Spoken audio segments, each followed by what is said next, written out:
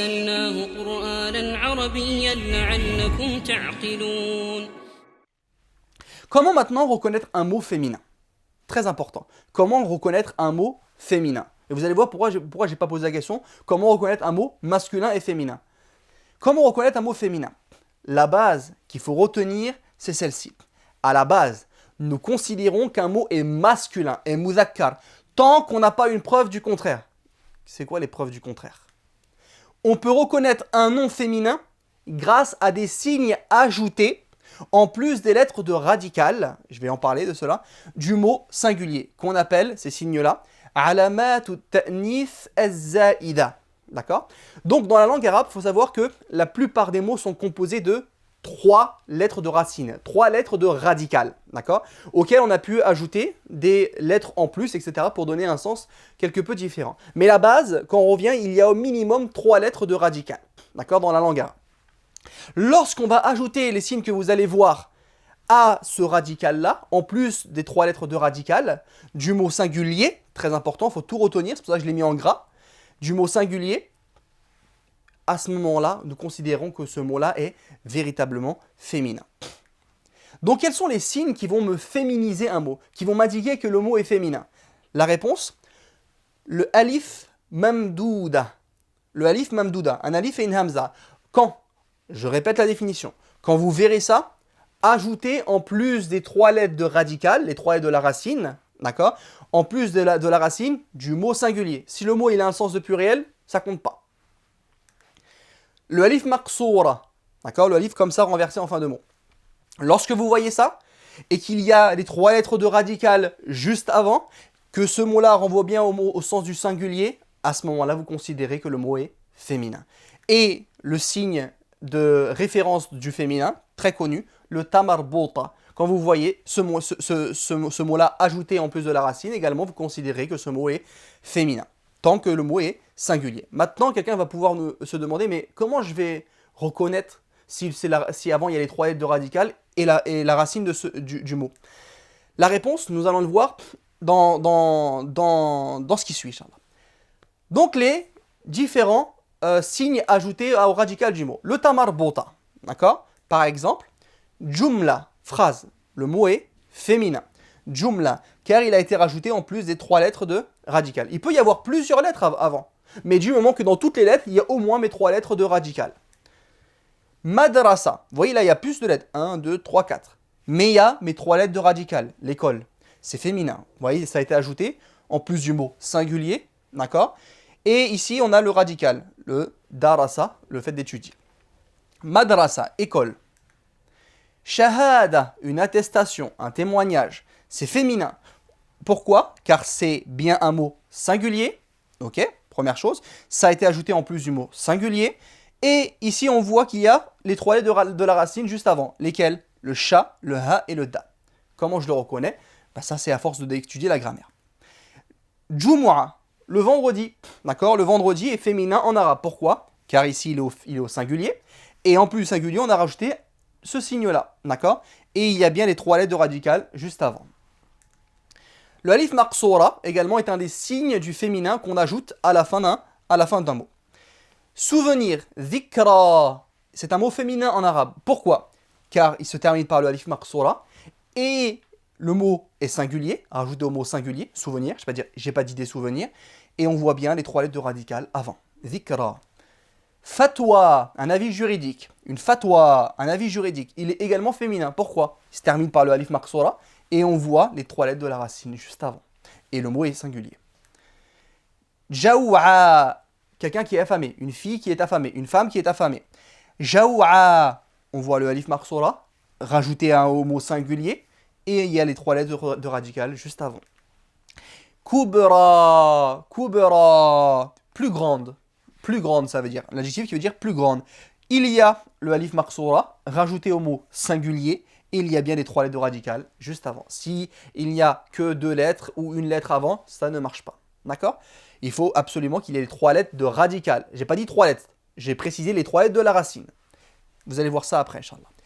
Al-alif al-mamdouda, c'est un alif plus une hamza à la ligne. Saouda, noir, c'est un mot féminin. d'accord? Il y a ce signe-là, ajouté en plus des 3 lettres de la racine, ce mot est considéré comme féminin. Kibriya, l'orgueil, la grandeur. Kibriya, on a ce signe ajouté, en plus des 3 lettres de la racine. Vous voyez d'ailleurs, il y en a 4 ici. On voit 4 lettres, mais ici le radical, c'est le K, le B et le Ra, d'accord? Il y a au moins les 3 lettres de radical, elles sont passées avant. Ça a été ajouté en plus de ce mot, des lettres de radical du mot singulier. Le mot est féminin en arabe, l'orgueil. Kibriya est féminin en arabe. Hasna, une belle femme, une jolie femme. Hasna, vous voyez ici, ce signe-là, ajouté en plus du radical du mot singulier, le ha, le sin et le nun. Donc ici, ce mot-là également féminin. Barda, la haine, est féminin en arabe également. Pourquoi? Car on a ce signe-là, ajouté en plus du radical du mot singulier. Les 3 lettres que vous voyez ici sont le radical. Attention, intabi. Si un mot renvoie au genre et au sexe masculin, alors il sera considéré comme masculin, comme mudhakkar, même s'il se termine par un de ces signes du féminin qu'on vient de voir, même si elles ont même été ajoutées aux 3 lettres de radical, peu importe. Si ça renvoie à un homme, si ça renvoie au sexe masculin réel, le mot est considéré comme masculin. D'accord? Par exemple, un khalifa, un calife. Un calife dans l'islam, ça ne peut être qu'un homme. Donc forcément, même si j'ai un signe du féminin ici, même si ça a été ajouté aux 3 lettres de radical du mot singulier, on ne considérera pas ce mot féminin. Mais il sera masculin. Pourquoi? Car il renvoie au sexe masculin.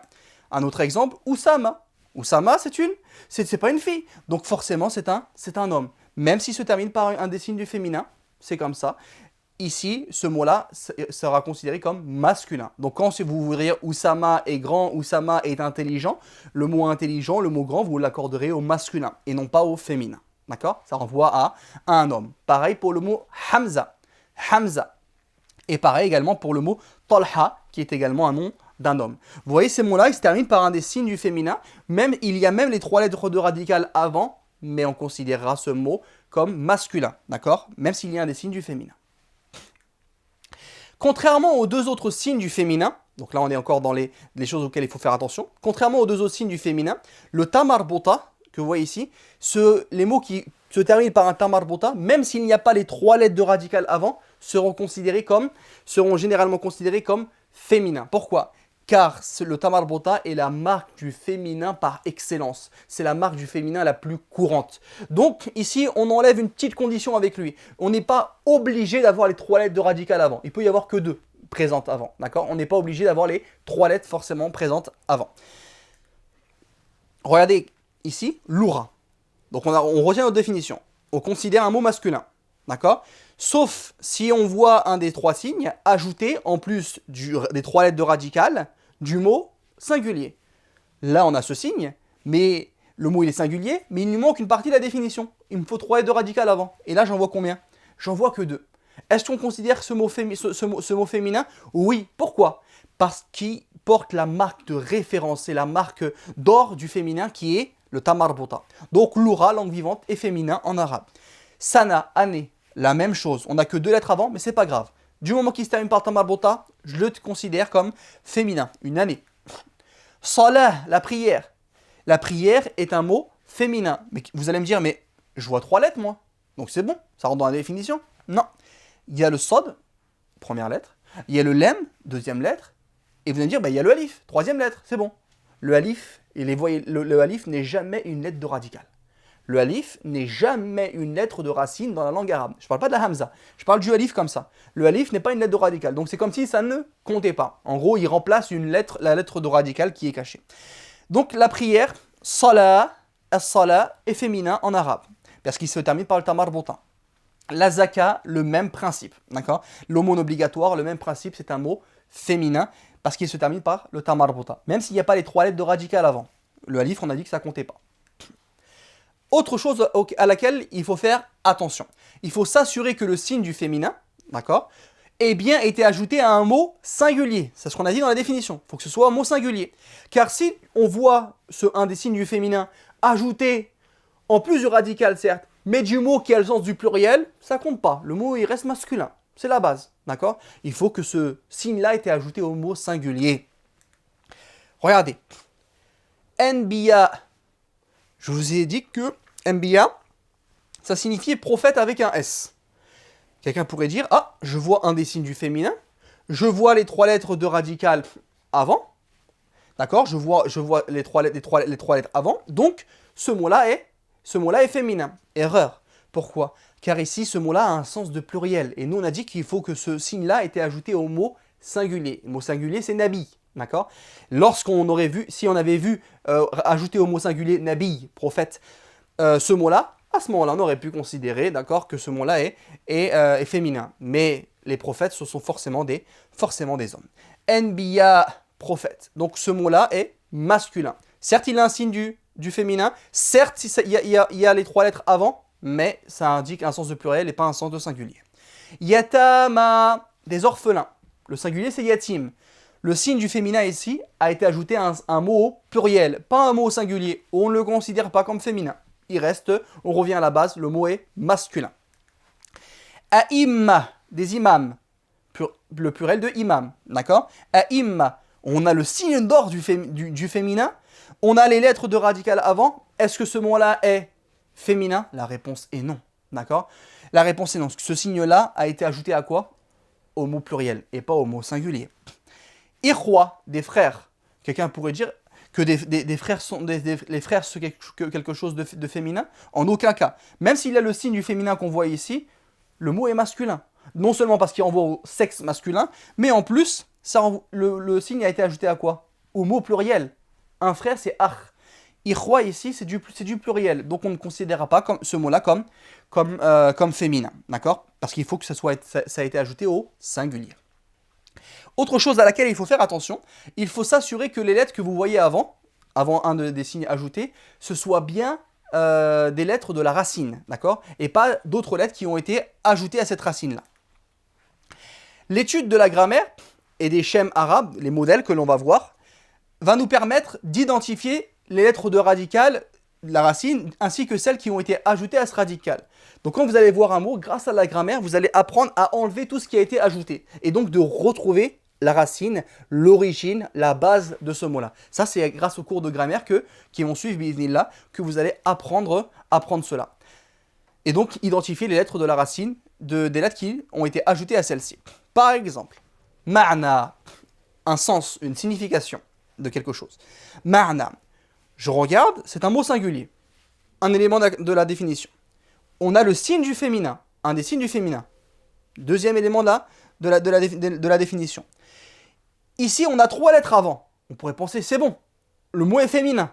Mais il faut s'assurer que les 3 lettres qu'il y a avant, ce soit toutes du radical, qu'il y a les 3 lettres de radical. S'il y en a une qui ne fait pas partie du radical, mais qui a été ajoutée à la racine, le mot est masculin. On revient à la base, le mot est masculin. Et là, je vous indique ici que la petite lettre que vous voyez en bleu ciel ici, le mime, est quelque chose qu'on a ajouté à la racine. D'accord? On a ajouté cela à la racine, donc ça ne fait pas partie du radical.